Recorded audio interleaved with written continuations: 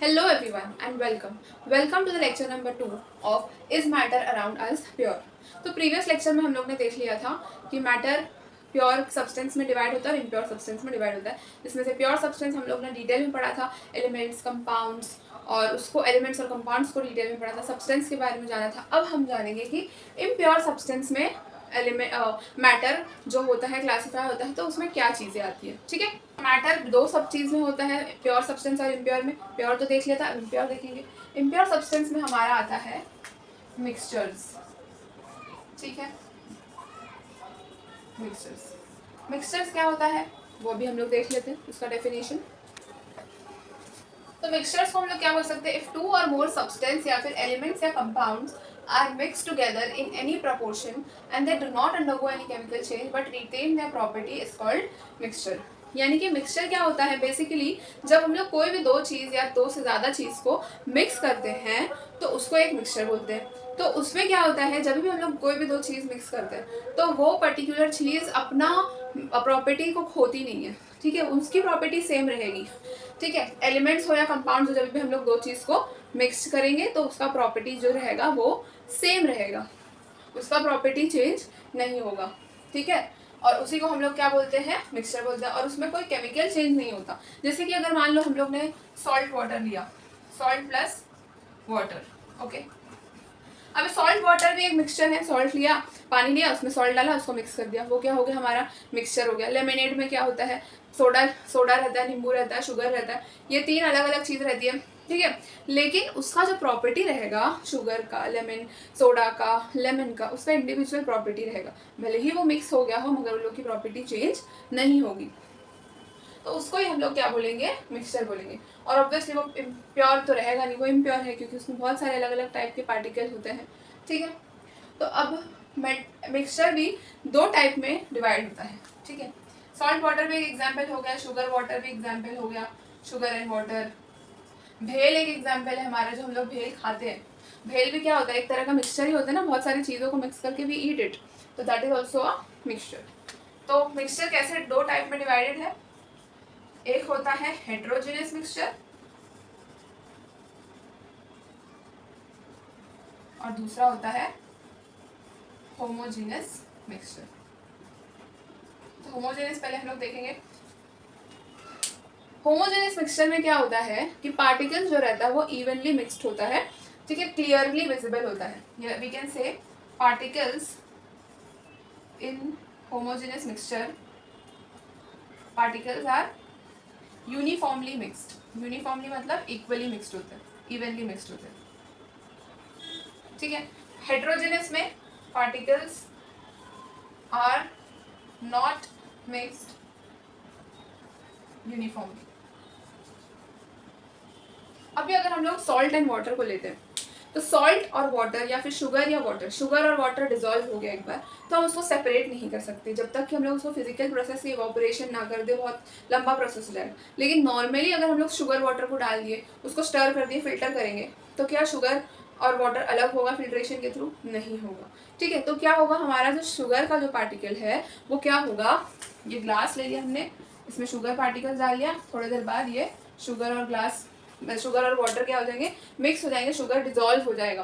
अब हम लोग उसको फिल्ट्रेशन के थ्रू नहीं सेपरेट कर सकते, तो ये हमारा होमोजेनियस मिक्सचर हो गया। लेकिन वही सेम ग्लास में अगर मैं सैंड डाल दूँ या फिर मड डाल दूँ, ठीक है, तो क्या होगा? सैंड हम लोग मिक्स करेंगे, वो मिक्स तो होगा लेकिन थोड़ी देर बाद सैंड क्या हो जाएगा? सेटल डाउन हो जाएगा। तो वो सेटल डाउन होने की वजह से क्या होगा? यूनिफॉर्म मिक्स तो हुआ नहीं, मिक्स होने के बाद वो सेटल हो गया। अब अगर हम उसको फिल्टर करेंगे फिल्टर पेपर के थ्रू तो सैंड आसानी से फिर अलग हो जाएगा। ठीक है, मान लो ये हमारा ग्लास है, इसमें हम लोग ने सैंड पार्टिकल डाल दिया, थोड़ी देर बाद सैंड सेटल हो जाएगा। अगर हम लोग इसको फिल्टर कोनिकल फ्लास्क लिया, इधर फिल्टर पेपर डाला और इसको ट्रांसफर कर दिया तो यहाँ पर वाटर जमा हो जाएगा, है ना, और यहाँ पर क्या हो जाएगा? हमारा सैंड पार्टिकल्स जमा हो जाएंगे। यस और नो? तो ये क्या हो गया? होमोजेनियस मिक्सचर में यूनिफॉर्म मिक्सिंग हो गया और ये हमारा क्या हो गया? Non uniform mixing of particles, यानी कि ये हो गया हमारा हेट्रोजेनियस मिक्सचर। शुगर और वाटर क्या है? शुगर या salt plus water is homogeneous, homo. ठीक है, सैंड और वाटर क्या हो गया? Sand plus water is heterogeneous. समझ में आया इतना? तो होमोजेनस और हेट्रोजेनस को डिटेल में उसका डिफरेंस देखेंगे। तो होमोजेनस और हेट्रोजेनस देख लेते हैं एक बार, होमोजेनस मिक्सचर और हेट्रोजेनस मिक्सचर।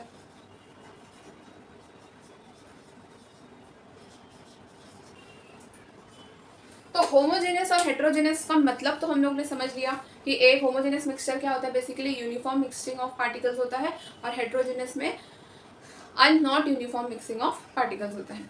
तो होमोजेनस मिक्सचर में अभी हम लोग ने सॉल्ट एंड वाटर और शुगर वाटर का एग्जाम्पल देखा था। तो क्या वो फिल्टर में से पास हुआ था? फिल्टर के अगर हम लोग फिल्टर में पास करेंगे सॉल्ट एंड वाटर या फिर शुगर वाटर या फिर लेमिनेट जो भी है मिक्सिंग, वो वाला मिक्सचर को हम लोग फिल्टर पेपर के थ्रू पास करेंगे तो वो सेपरेट नहीं होगा। तो हम लोग ये बोल सकते हैं होमोजेनस मिक्सचर में कि they can not be separated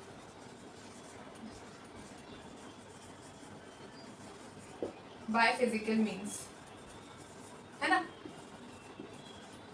by physical means. Heterogeneous में क्या, ऑब्वियसली सैंड वाटर का लिया था, so they can be separated by physical means.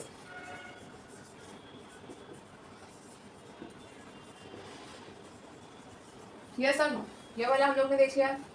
Second क्या था हमारा, इट इज यूनिफॉर्मली डिस्ट्रीब्यूटेड, है ना, पार्टिकल्स क्या होता है, यूनिफॉर्मली डिस्ट्रीब्यूटेड होता है। इसमें not uniformly distributed.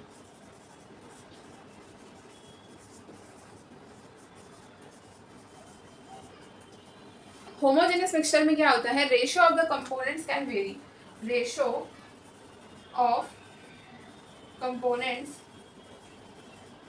Can very. अभी इसमें क्या होता है, अगर हम लोग शुगर वाटर लिया या सॉल्ट वाटर लिया, मिक्सिंग करने के बाद भी वो यूनिफॉर्म मिक्सिंग रहेगा, भले ही हम लोग शुगर का क्वांटिटी जितना भी ले या फिर वाटर का क्वांटिटी जितना भी ले, उसका कोई एक फिक्स प्रपोर्शन नहीं होता, हम लोग कितना भी अनइवनली उसको डाल के मिक्स कर सकते हैं। तो उसका ही मतलब होता है कि ratio of the components can very. Heterogeneous में भी वही कि हम लोग कैसे भी करें वो वेरी होगा, मगर उसका पार्टिकल यूनिफॉर्मली मिक्स नहीं होगा। ठीक है, फिल्ट्रेशन, ये फिल्ट्रेशन के थ्रू नहीं सेपरेट हो सकता, ये फिल्ट्रेशन के थ्रू सेपरेट हो सकता है। तो ये हो गया हमारा difference between heterogeneous mixture and homogeneous mixture. तो मिक्सचर तो अभी हम लोग ने डेफिनेशन पढ़ा कि मिक्सचर क्या होता है, वो when two or more elements or compounds are mix together they are forming mixture and they retain their own property. ठीक है, खुद का प्रॉपर्टी वो लोग रिटेन करते हैं, ऐसे नहीं कि मिक्स करने के बाद एक नया चीज़ बन गया, वैसा नहीं है। तो कंपाउंड में भी हम लोग ने यही देखा था कि जब दो और दो से ज़्यादा एलिमेंट मिक्स होते हैं तो वो कंपाउंड बनता है। लेकिन मिक्सचर और कंपाउंड तो टोटली डिफरेंट थिंग है। ठीक है, मिक्सचर अलग होता है और कंपाउंड टोटली डिफरेंट कॉन्सेप्ट है। तो अब हम लोग देखेंगे कि what is the difference between mixture and compound in detail. तो मिक्सचर का सबसे पहला डिफरेंस हम लोग क्या देखेंगे, mixture is formed by physical mixing of two or more substance. Compound में formed by mixing two or more substance, formed by mixing two or more substance by chemical means. ठीक है, तो मिक्सचर में सबसे पहला डिफरेंस क्या है, it is form by physical mixing of two or more substance or elements. It is form by mixing two or more substance by chemical means. Substance में हमारा क्या आ जाएगा, एलिमेंट्स आ जाएगा, और इसमें भी एलिमेंट्स या फिर कंपाउंड्स। ओके, ये हो गया हमारा मिक्सचर का फर्स्ट डेफिनेशन। मिक्सचर को हम लोग फिजिकली मिक्स कर सकते हैं कि कोई भी चीज़ ली उसको फिजिकली हम लोग ने मिक्स कर दिया, आयरन ले लिया, सल्फर ले लिया, फिजिकली मिक्स किया तो वो मिक्सचर बन जाएगा। लेकिन कंपाउंड में ऐसा नहीं होता, उसको केमिकली ही मिक्स करना पड़ता है। ठीक है, mixture is considered as pure substance, sorry as impure substance. Compound is considered as pure substance. Okay, जब भी हम लोग कोई चीज़, दो चीज़ को मिक्स करते हैं तो वो मिक्सचर होता है, और वो क्या होगा, इम्प्योर होगा ऑब्वियसली, क्योंकि उसमें एक चीज़ का एक टाइप का पार्टिकल तो है नहीं, उसमें अलग अलग पार्टिकल है और अलग अलग पार्टिकल का अलग अलग नेचर है।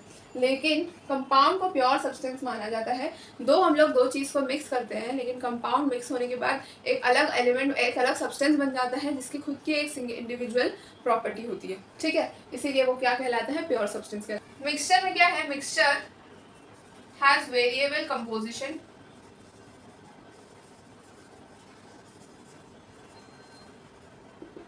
मगर कंपाउंड में देयर इज फिक्स्ड प्रपोर्शन,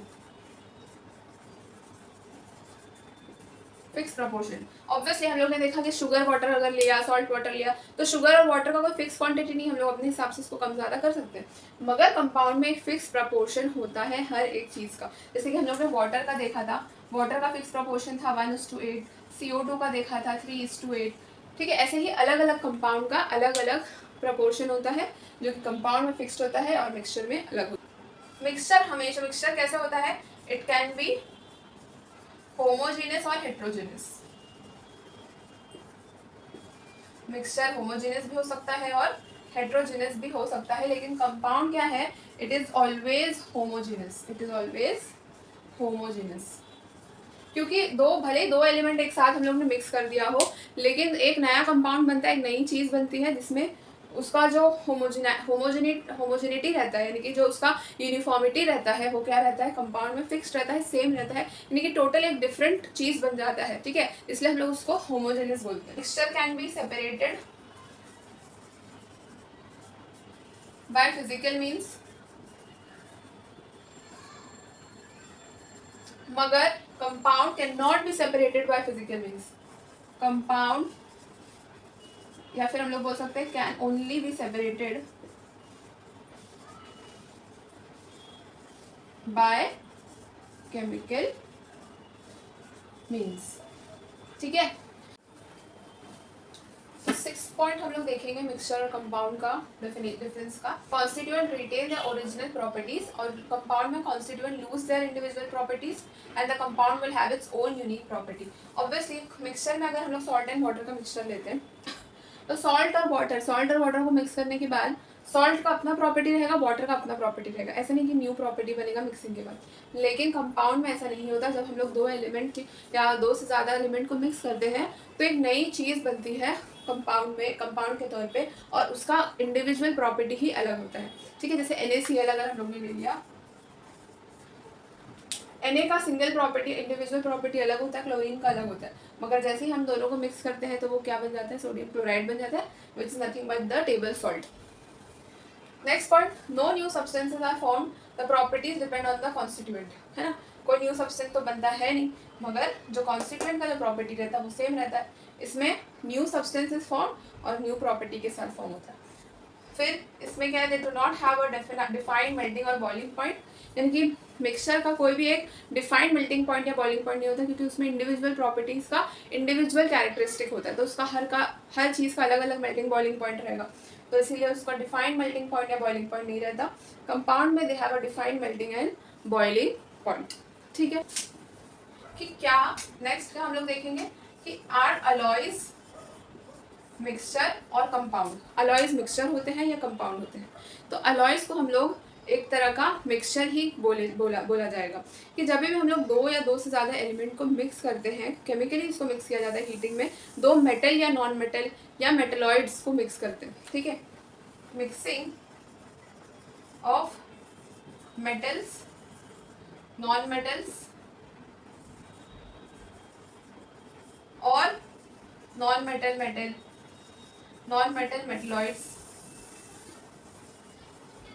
या फिर मेटलॉइड्स मेटल। ठीक है, यानी कि कोई भी आपस में या तो मेटल ले लो, नॉन मेटल ले लो, मिक्स कर लो, नॉन मेटल मेटलॉइड ले लो, मेटलॉइड नॉन मेटल ले लो, कोई भी चीज़ को अगर हम लोग मिक्स करते हैं तो एक न्यू सब्सटेंस बनता है, उसको हम लोग अलॉय बोलते हैं।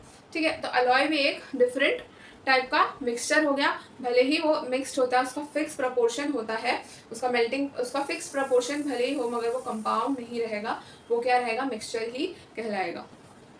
तो alloy is mixing of metal non metal, एक तो उसका फिक्स प्रपोर्शन रहता है, instead of being a mixture it is having a fix proportion, और उसको फिजिकल मीन्स के थ्रू हम लोग सेपरेट नहीं कर सकते, यानी कि अगर एक बार दो चीज़ जब कंबाइन हो जाती है, उसको हम लोग फिजिकल मीन्स के थ्रू हम लोग सेपरेट नहीं कर सकते। जैसे कि ब्रास हो गया, ब्रास एक अलॉय है जो कि 70% कॉपर से बना होता है और 30% जिंक से बना होता है, तो ये दोनों को मिक्स करने के बाद हमको क्या मिलता है, एक नया चीज़ मिलता है, ब्रास। लेकिन ये एक कंपाउंड नहीं है, ये एक अलॉय क्या है, अलॉय को हम लोग मिक्सचर के कैटेगरी में ही रखेंगे, ठीक है, क्योंकि इसका खुद अलग अलग मेल्टिंग और बॉइलिंग पॉइंट होता है।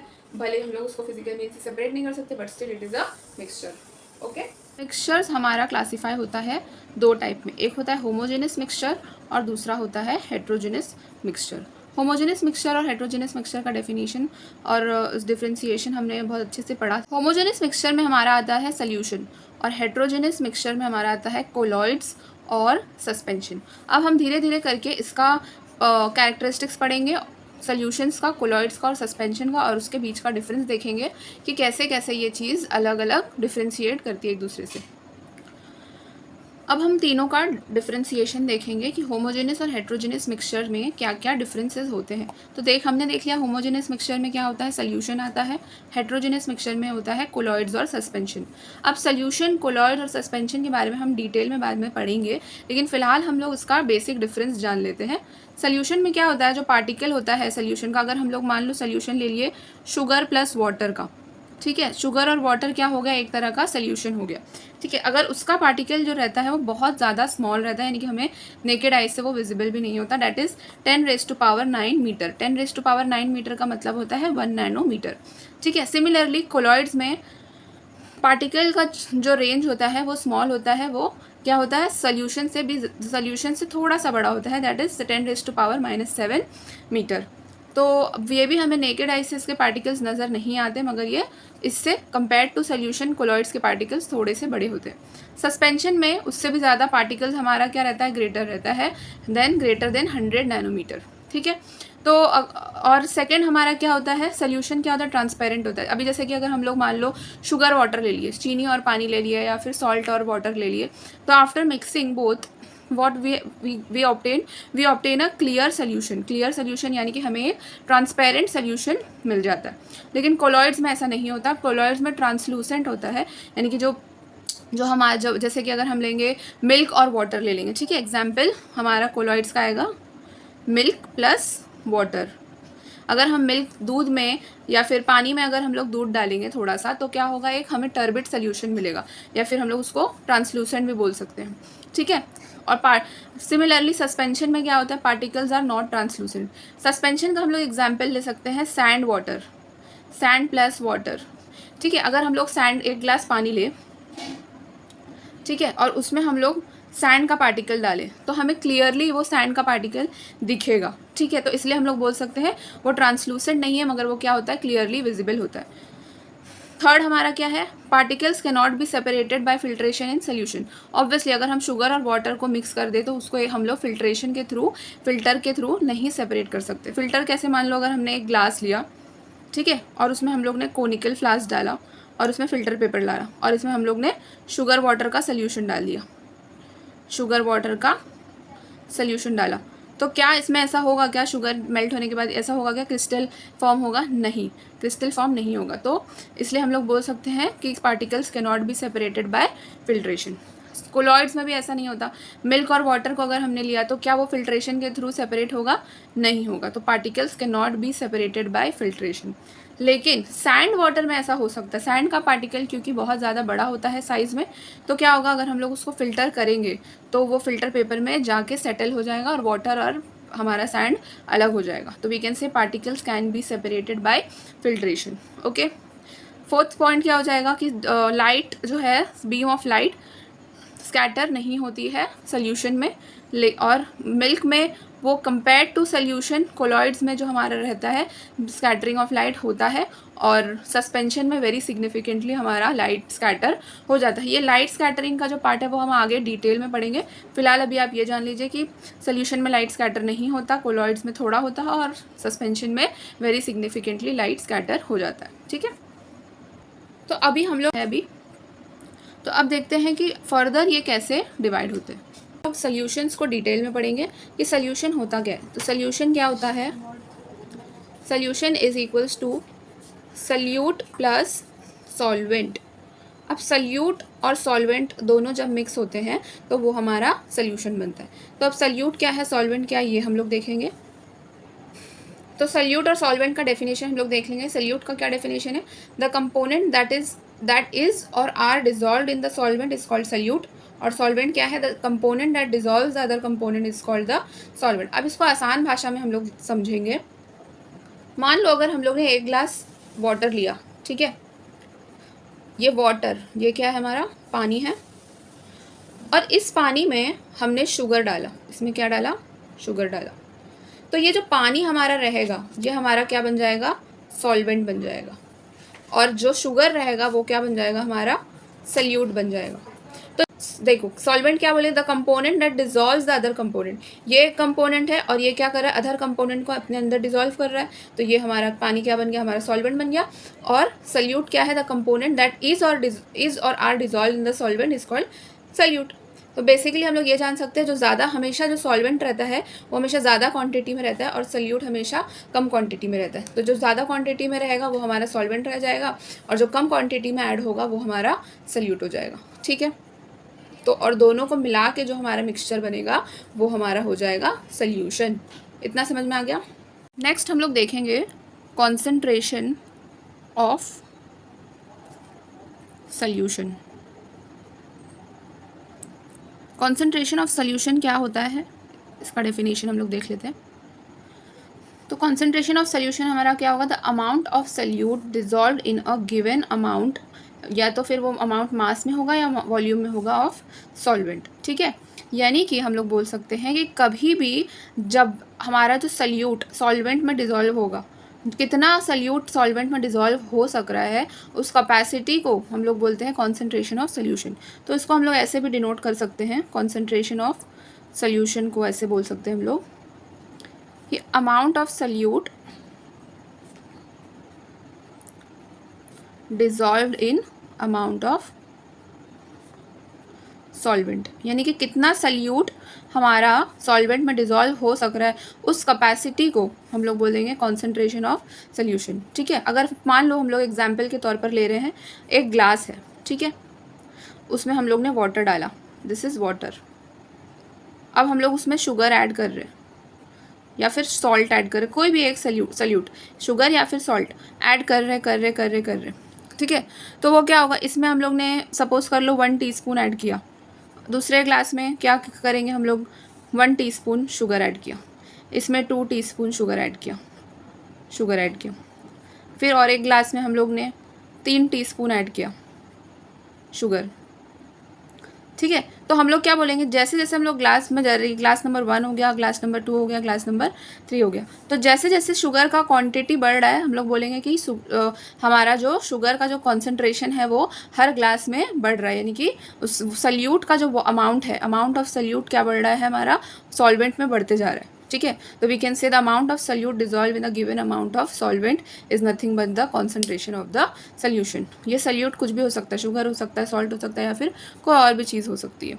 ठीक है, अभी हम लोग देखेंगे कि how to express the concentration of solution. ठीक है, अगर हमें कैसे पता चलेगा कि कौन सा सॉल्वेंट में कितना अमाउंट ऑफ सल्यूट ऐड किया हुआ है, तो वो अभी हम लोग डिफरेंट फॉर्मूले के थ्रू पढ़ेंगे। तो we can say we will learn the different topic how to express the concentration of solution. ये 3 फार्मूलाज है जिसके थ्रू हम लोग कॉन्सेंट्रेशन ऑफ सोल्यूशन को एक्सप्रेस करेंगे। सबसे पहला क्या आएगा? Mass by mass percentage of a solution. तो उसका कैसा रहेगा? Mass of solute upon mass of solution into 100। यानी कि जब भी हम लोग को मास ऑफ सल्यूट दिया रहेगा और मास ऑफ सॉल्वेंट दिया रहेगा या मास ऑफ सोल्यूशन दिया रहेगा, तो हम लोग को उसका कॉन्सेंट्रेशन पूछा जाएगा, तो हम लोग ये फॉर्मूला लगाएंगे। सिमिलरली मास ऑफ सल्यूट दिया रहेगा और वॉल्यूम ऑफ सोल्यूशन दिया रहेगा और हमें उसका कॉन्सेंट्रेशन पूछा जाएगा सोल्यूशन का, तो हम लोग ये फॉर्मूला लगाएंगे। ठीक है, तो डिफरेंट ये 3 फार्मूला है। जब भी हमें मास या फिर मास बाय वॉल्यूम या फिर वॉल्यूम बाय वॉल्यूम का एक नंबर दिया जाएगा, तभी हम लोग को उसका कॉन्सेंट्रेशन फाइंड आउट करना है, किसका? सोल्यूशन का कॉन्सेंट्रेशन। नेक्स्ट हम लोग देखेंगे सल्यूबिलिटी। तो सल्यूबिलिटी क्या होता है, इसका डेफिनेशन पहले हम लोग देख लेते हैं। मैक्सिमम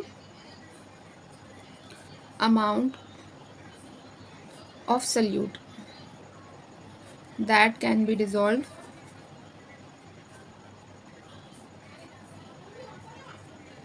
तो हम लोग बोल सकते हैं कि maximum amount of salute that can be dissolve in 100 grams of the solvent. इसका मतलब क्या होता है कि जब भी अगर हम लोग कोई भी सॉल्वेंट को लेंगे, सॉल्वेंट हमारा क्या होगा, सपोज कर लो जो ज़्यादा क्वांटिटी में रहता है वो सॉल्वेंट रहता है। वाटर ले लिया और उसमें हम लोग ने शुगर डाल दिया, शुगर हमारा सल्यूट हो गया।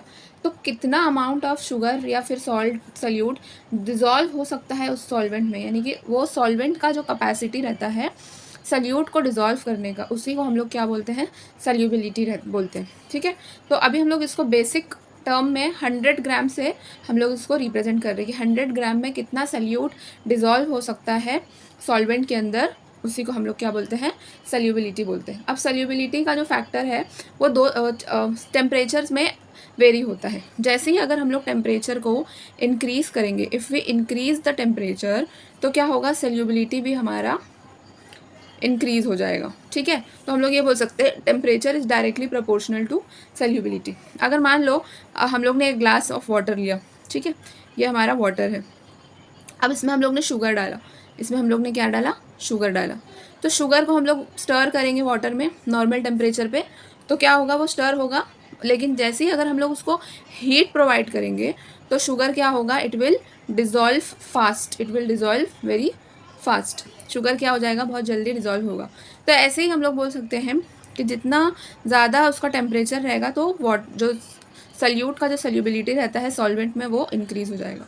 ठीक है, सिमिलरली अगर टेम्परेचर हम लोग रिड्यूस करेंगे, अगर हम लोग टेम्परेचर को डिक्रीज़ करेंगे तो सल्यूबिलिटी भी डिक्रीज़ हो जाएगी। ठीक है, अगर हम लोग कोल्ड वाटर लेंगे तो कोल्ड वाटर में अगर हम लोग शुगर को डिज़ोल्व करेंगे तो वो जल्दी डिज़ोल्व नहीं होगा। क्यों नहीं होगा, क्योंकि मॉलिक्यूल्स का जो काइनेटिक एनर्जी रहता है, ठीक है, हम लोग ने ऑलरेडी पढ़ा है पार्टिकल्स, काइनेटिक एनर्जी, ये सब के बारे में। मॉलिक्यूल्स का जो काइनेटिक एनर्जी रहता है वो बहुत स्लो हो जाता है टेम्परेचर के कम होने की वजह से। तो टेम्परेचर कम होगा तो kinetic energy of the molecules भी कम होगा, और kinetic energy of the molecules अगर कम होगा तो क्या होगा, मॉलिक्यूल्स के बीच में जो मूवमेंट रहेगा वो कम होगा। तो मूवमेंट कम होने की वजह से उसकी सल्यूबिलिटी भी कम हो जाएगी, डिज़ोल्विंग पावर जो रहेगा सल्यूट का सॉल्वेंट में वो कम हो जाएगा। तो we can say as the temperature increases solubility increases, as the temperature decreases solubility also decreases। solubility के अंदर भी दो पार्ट होता है, एक होता है सैचुरेटेड सोल्यूशन, ठीक है, और एक होता है unsaturated solution, saturated solution and unsaturated solution. तो सैचुरेटेड सोल्यूशन के हम लोग पहले पढ़ लेंगे कि व्हाट इज सैचुरेटेड सोल्यूशन। तो सैचुरेटेड सोल्यूशन क्या होता है, a solution that is capable of dissolving as much solute in solvent, it is called saturated solution। यानी कि अगर एक ग्लास ऑफ वाटर में, मान लो एक ग्लास ऑफ वाटर है, ठीक है, उसके अंदर हम लोग शुगर डालते जा रहे, अब एक पर्टिकुलर टाइम ऐसा आएगा कि अब हम लोग उस पानी के अंदर और शुगर ऐड नहीं कर सकते। ठीक है, वो शुगर अब और डिज़ोल्व नहीं हो सकता उस सॉल्वेंट के अंदर, तो उस सच सोल्यूशन को हम लोग बोलेंगे सैचुरेटेड सोल्यूशन। यानी कि solution that is capable of dissolving as much of solute in the solvent, इतना ही उसकी कैपेबिलिटी है कि वो एक पर्टिकुलर हद तक वो सल्यूट को अपने अंदर डिज़ोल्व कर सके, उसको बोलते हैं सैचुरेटेड सोल्यूशन। सैचुरेट हो गया मतलब अब उसके अंदर और कैपेसिटी नहीं है किसी और मतलब कोई भी सल्यूट को डिज़ोल्व करने की। ठीक है, एक होता है ना, हम लोग भी बोलते हैं कि अब हम लोग सैचुरेट हो गए हमारे अंदर, और if after attending a lecture for a long period of time अब हमें समझ नहीं आती चीज़ें, चाहे हम लोग उसको कितने भी अच्छे से समझा दें, तो उसको हम लोग बोलेंगे कि सैचुरेशन पॉइंट अटेन हो गया है, कि अब और ज़्यादा हमारे दिमाग के अंदर नहीं जा रहा लेक्चर। ठीक है, तो आप ऐसे समझ सकते हो। फिर आता है अनसैचुरेटेड सोल्यूशन। अनसैचुरेटेड सोल्यूशन क्या है, if the amount of solute in a solution is less than the saturation level, it is called unsaturated. यानी कि अगर सल्यूट सैचुरेशन लेवल से कम है तो उसको हम लोग अनसैचुरेटेड सोल्यूशन बोलते हैं। यानी कि अभी भी उसके अंदर इतनी कैपेबिलिटी है कि वो और सल्यूट को अपने अंदर डिज़ोल्व कर सके। ठीक है, तो उसको हम लोग बोलेंगे अनसैचुरेटेड सोल्यूशन। सैचुरेशन और अनसैचुरेशन सोल्यूशन में अगर हम लोग सैचुरेटेड सोल्यूशन का मतलब अगर हम लोग इस वाले सोल्यूशन का जो सैचुरेशन पॉइंट रीच हो चुका है, लेकिन अगर हम इसका टेम्परेचर इंक्रीज़ करेंगे यानी कि इसको हीट प्रोवाइड करेंगे हम लोग, तो क्या होगा, हीट हम लोग अगर प्रोवाइड करेंगे तो क्या होगा, मॉलिक्यूल्स के बीच में गैप और बनेगी। अगर गैप्स और बनेगी तो क्या होगा, और इसके अंदर सल्यूट डिज़ोल्व होने की कैपेसिटी इंक्रीज़ हो जाएगी। ठीक है, तो हम लोग ये बोल सकते हैं as the temperature increases it increases the saturation level of. Next हम लोग देखेंगे इसका प्रॉब्लम्स, इसका न्यूमेरिकल्स देखेंगे। सबसे पहला क्वेश्चन, टू मेक, तो अभी हमारा सबसे पहला क्वेश्चन है कि to make saturated solution 36 gram of sodium chloride is dissolve in 100 gram of water at 293 kelvin, find its concentration at this temperature. यानी कि एक सैचुरेटेड सोल्यूशन बनाने के लिए 36 gram of sodium chloride dissolve होता है 100 ग्राम ऑफ वाटर में। कौन से टेम्परेचर पे? 293 केल्विन पे। तो हम लोग को उस सोल्यूशन का कॉन्सेंट्रेशन फाइंड आउट करना है। ठीक है, तो अभी हम लोग ने 3 फार्मूला देखा था, एक बार वापस से देख लेते हैं। वो फार्मूला क्या था? मास by mass percentage of solution, mass of solute upon solution into 100, mass of solute upon volume of solution into 100। ये 3 फार्मूलाज के थ्रू हम लोग अपने सम को सॉल्व करेंगे। ठीक है, सबसे पहले हम लोग देखेंगे कि हम लोग को पूछा क्या गया है, कॉन्सेंट्रेशन पूछा गया। तो कॉन्सेंट्रेशन क्या होता है? मास ऑफ सल्यूट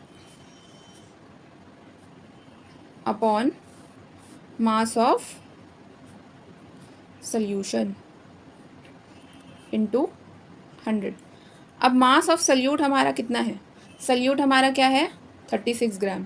36 ग्राम 100 ग्राम में डिज़ोल्व हुआ है। ठीक है, हमेशा जो कम क्वांटिटी में रहता है वो सल्यूट रहता है, जो ज़्यादा क्वांटिटी में रहता है वो सॉल्वेंट रहता है। तो सल्यूट हमारा कितना है? 36 ग्राम।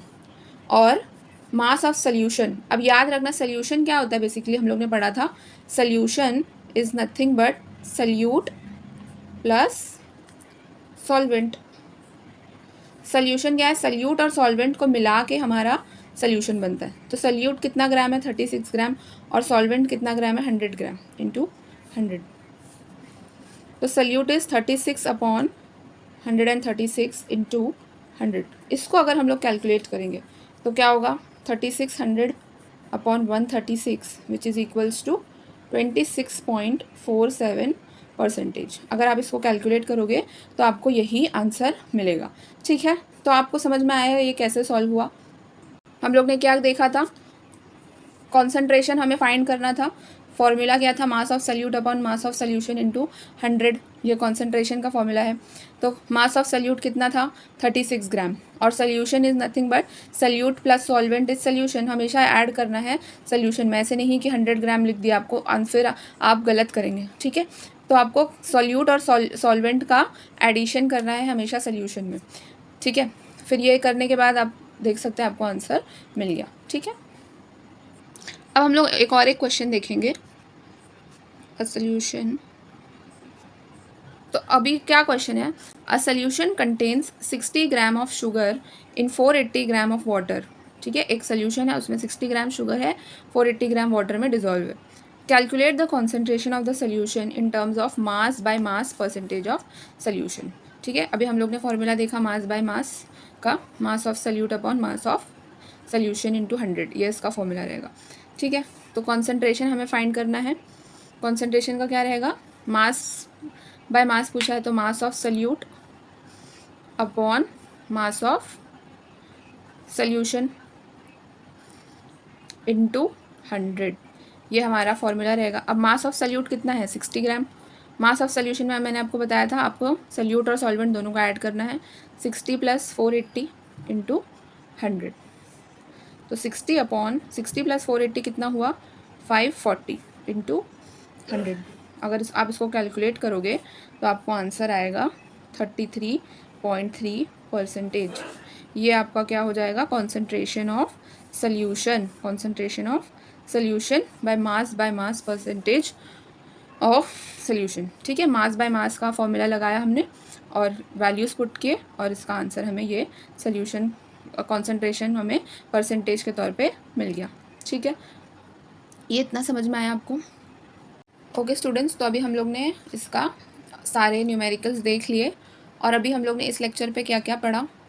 हम लोगों ने इस लेक्चर में मिक्सचर्स के बारे में पढ़ा, मिक्सचर्स और कंपाउंड का डिफरेंस देखा, फिर मिक्सचर के टाइप्स देखे, होमोजेनस, हेट्रोजेनस, होमोजेनस में सल्यूशन, हेट्रोजेनस में कोलॉइड सस्पेंशन, फिर सल्यूशंस के बारे में पढ़ा, सल्यूशंस के बारे में पढ़ा, कॉन्सेंट्रेशन ऑफ सल्यूशन देखा, फिर how to express the concentration of solution by different mass percentage, mass volume, volume by volume. ठीक है, ये सब पढ़ा। We saw about the solubility, saturated solution, unsaturated solution, and we solved some numericals also. ठीक है, तो we will end this lecture over here, and in the next lecture we will be studying about in detail about colloids and suspension. Till then, thank you and keep watching.